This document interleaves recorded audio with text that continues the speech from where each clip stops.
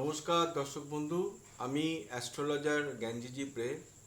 আজকে একটা জ্যোতিষের চার্টের এমন বিষয়ে আলোচনা করছি যেগুলো কিন্তু আমরা যারা অ্যাস্ট্রোলজার রয়েছি, যারা এই পদ্ধতি সম্বন্ধে ওয়াকিবহল, আমরা কিন্তু চার্টে এরকম কম্বিনেশন দেখেই কিন্তু আহ, বুঝে যাই যে কি কি ব্যাপারে জাতক ডিফিকাল্টি ফেস করছে। সেরকমই কিছু কম্বিনেশন, দুটো কম্বিনেশন আপনাদেরকে দেখাবো, যেটা দেখলে আপনারা বুঝতে পারবেন যে আমরা তো জানি জ্যোতিষে 9টা প্ল্যানেট থাকে, কিন্তু আমি এখানে 3টে প্ল্যানেট মাত্র দেখাবো, যেটা দেখেই কিন্তু আমরা বুঝে যাই জাতকের কোনো সমস্যা আছে কি নেই এবং কোন ব্যাপারে সমস্যা, সেটা নিয়ে কিন্তু আপনাদের সঙ্গে আলোচনা করব। আমি আপনাদেরকে অনুরোধ করব যে আপনাদের যদি চ্যানেলটা ভালো লেগে থাকে, অতি অবশ্যই আপনারা চ্যানেলটাকে একটু সাবস্ক্রাইব করবেন, এবং ভিডিওটা যদি আপনাদের ভালো লেগে থাকে তাহলে আপনারা ভিডিওতে একটু লাইক দেবেন, এবং আপনাদের যদি কোনো মতামত থাকে এই ব্যাপারে তাও কিন্তু আপনারা জানাতে পারেন।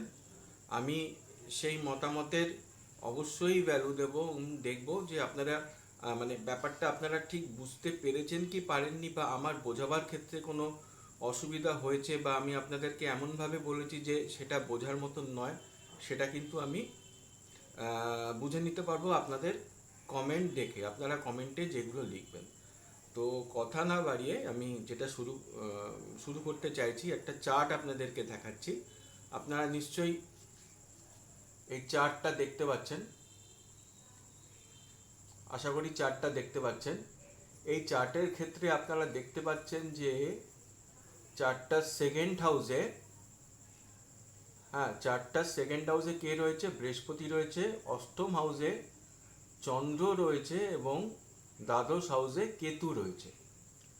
তাহলে আমি এবার চার্টটা সরিয়ে নিচ্ছি, আশা করি আপনারা দেখতে পেরেছেন যে এটা কিন্তু প্রত্যেকটা লগ্নের ক্ষেত্রে প্রযোজ্য। প্রত্যেকটা লগ্নের ক্ষেত্রে, আপনারা হয়তো এখানে মেষ লগ্ন ভাবছেন, তো এটা কিন্তু প্রত্যেকটা লগ্নের ক্ষেত্রে প্রযোজ্য। বোঝাবার স্বার্থে আমি এখানে মেষ লগ্ন নিয়ে নিয়েছি।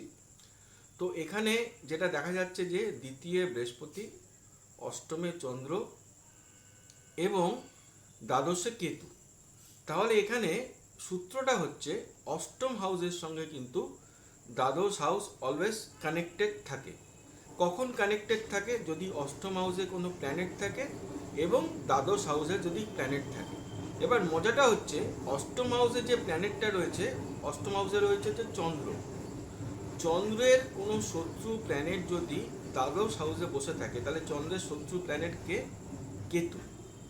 চন্দ্রের শত্রু প্ল্যানেট হচ্ছে কেতু এবং কেতুর শত্রু প্ল্যানেট হচ্ছে চন্দ্র। অর্থাৎ দু তরফেই কিন্তু এদের মধ্যে শত্রুতা রয়েছে। তাহলে কিন্তু নানা রকম সমস্যা দেখা দেবে। সমস্যা কি দেখা দেবে দেখবেন, এক্ষেত্রে কি হবে, জাতক বা জাতিকার যে মামা রয়েছে, মামার জীবনে কিন্তু কোনো না কোনো ট্রাবল থাকবে, অথবা জাতক বা জাতিকার যদি ছেলে সন্তান হয়, সেই ছেলেকে নিয়ে কিন্তু সে ট্রাবলের মধ্যে থাকবে। কোনো না কোনো ট্রাবল কিন্তু তার ছেলের থেকে আসবে, অথবা দেখা গেল তার কোনো ছেলে সন্তানই হলো না, এটা কিন্তু দেখা যাবে। এটা হচ্ছে স্ন্যাপশট প্রেডিকশন, দেখে কিন্তু আমরা সঙ্গে সঙ্গে সিমটমগুলো বলতে থাকি এবং দেখি যে 90% কেসে কিন্তু মিলে যায়, বিশেষ করে পুরুষ চার্টে তো মিলেই যায় একদম। এবং আর কি সমস্যা হবে, যে অর্থকরী ব্যাপারে কিন্তু জাতক বা জাতিকা সমস্যার মধ্যে থাকবে, মায়ের কোনো সমস্যা কিন্তু এদের দেখা যাবে, এবং এডুকেশন রিলেটেড প্রবলেম কিন্তু, চ্যালেঞ্জ কিন্তু এরা লাইফে ফেস করবে, এবং ইমিউনিটি সংক্রান্ত কোনো প্রবলেমও কিন্তু এদের জাতকের জীবনে চলে আসতে পারে, এবং মনটা কিন্তু অশান্তি বিক্ষিপ্ত অবস্থার মধ্যে কিন্তু থাকবে। এবার যদি সেকেন্ড হাউসে এখানে বৃহস্পতি রয়েছে, যদি বৃহস্পতি এখানে না থাকে, তাহলে কিন্তু এই যে কম্বিনেশনটা আমি বললাম চন্দ্র এবং কেতু, সেটা কিন্তু একটু দুর্বল হয়ে গেল। এখানে সেকেন্ড হাউসে একটা প্ল্যানেট থাকলে তাহলে কিন্তু এই যে শত্রুতার যে ব্যাপারটা এবং তার থেকে যে সমস্ত প্রবলেম আসছে জাতক জাতিকার মধ্যে, সেগুলো কিন্তু প্রকটভাবে দেখা দেবে। এইবার দেখুন, যদি বন্ধু প্ল্যানেট থাকে, অর্থাৎ দ্বিতীয় হাউসে, আমি চারটা আবার দেখাচ্ছি, আরেকটা চার্ট এটা, আশা করি আপনারা দেখতে পাচ্ছেন। এটা হচ্ছে আবার দেখুন, আরও একবার দেখাচ্ছি। দ্বিতীয় হাউসে সেই বৃহস্পতি, অষ্টম হাউসে চন্দ্র এবং দ্বাদশ হাউসে কে রয়েছে? রবি রয়েছে। তাহলে সেক্ষেত্রে কি হবে?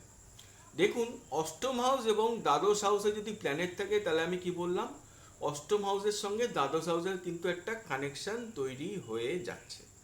এবার এখানে চন্দ্র রয়েছে অষ্টমে, যেটা চন্দ্রের ভালো পজিশন নয়, এবং দ্বাদশে রয়েছে রবি। তাহলে এরা কিন্তু মিত্র প্ল্যানেট। তাহলে এক্ষেত্রে চন্দ্রের আগে যে চন্দ্রের সমস্যাগুলো আসছিল, অর্থাৎ পয়সা কড়ি সংক্রান্ত অসুবিধা, মায়ের কোনো প্রবলেম, বা জাতকের যে ইমিউনিটি, সেই ইমিউনিটিতে কোনো ঘাটতি হয়তো থাকতে পারে, মানসিক উৎকণ্ঠা, টেনশন যেগুলো আমি বলছিলাম, এবং এডুকেশনে কোনো চ্যালেঞ্জ জাতক ফেস করতে পারে, এখানে কিন্তু অতটা জাতক ফেস নাও করতে পারে বা ফেস করবেও না সেরকমভাবে, অল্প বিস্তর করবে, যেহেতু চন্দ্র অষ্টম ঘরে রয়েছে।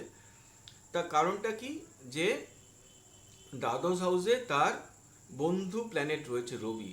তাহলে ওখানে যেমন কেতু সংক্রান্ত প্রবলেম জাতক জাতিকা ফেস করছিল, এখানে রবি সংক্রান্ত প্রবলেম কিন্তু জাতক জাতিকা সেভাবে ফেস করবে না। কেবলমাত্র দ্বাদশ হাউসে রবির অবস্থানের জন্য যে কারকতাগুলো মানুষ দেখতে পারে, সেরকম কারকতাই কিন্তু জাতক জাতিকা দেখবে।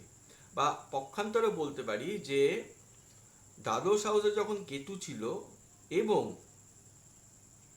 অষ্টম হাউসে যখন চন্দ্র ছিল, এবার চন্দ্রের জায়গায় অষ্টম হাউসে যদি আমি শুক্র করে দিই, অষ্টম হাউসে শুক্র এবং দ্বাদশ হাউসে কেতু, তাহলে কেতুর সঙ্গে শুক্রের কিন্তু মিত্র সম্পর্ক। শুক্র কেতুকে মিত্র হিসাবে মানে, কেতুও কিন্তু শুক্রকে মিত্র হিসাবে মানে।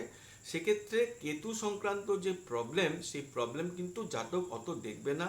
আরেকটা কারণ হচ্ছে দ্বাদশ হাউসে কেতু অলওয়েজ কি থাকে না, উচ্চস্থ কিন্তু থাকে, এবং দ্বাদশ হাউসে রাহু নিচস্থ থাকে, কেতু কিন্তু উচ্চস্থ থাকে। কেতুর মানে দ্বাদশে কিন্তু কেতুর অবস্থান অতটা কিন্তু খারাপ হলো না। ওকে, কিন্তু এখানে অষ্টম হাউসে আগে এক্সাম্পলে যেহেতু চন্দ্র ছিল, তার জন্য কিন্তু কেতুর প্রবলেম কিন্তু চলে আসলো। কিন্তু তার মিত্র যদি অষ্টম হাউসে বসে থাকে, অর্থাৎ শুক্র, সেখানে কিন্তু কেতু সংক্রান্ত প্রবলেম কিন্তু সেভাবে দেখা যাবে না। তো ভিডিওটা আপনাদের কীরকম লাগলো সেটা একটু অতি অবশ্যই কমেন্টে পাস করে জানাবেন, এবং অনুরোধ করব চ্যানেলটাকে আপনারা সাবস্ক্রাইব করবেন। এবং আমার যে একটা আলোচনা চলছে বর্তমানে, সেটা হচ্ছে বৃহস্পতির কর্কট রাশিতে ট্রানজিটের জন্য বিভিন্ন রাশির এবং লগ্নের মানুষদের কি ফলাফল হতে পারে এই এক বছর, সেটা কিন্তু আমি আপনাদের একটা সিরিজ করে জানাচ্ছি। আমার কন্যা রাশি, কন্যা লগ্ন কিন্তু এখন অবধি জানানো হয়ে গেছে। আমি কর্কট রাশি, কর্কট লগ্ন থেকে শুরু করেছিলাম। এবার আমার তুলা রাশি থেকে তুলা লগ্ন, এবং শেষ পর্যন্ত কোথায় যাবে না, মিথুন রাশি, মিথুন লগ্ন মানুষদের কীরকম যাবে সেই সম্বন্ধে কিন্তু আমি আলোচনা করতে থাকবো। সবাই ভালো থাকবেন, নমস্কার।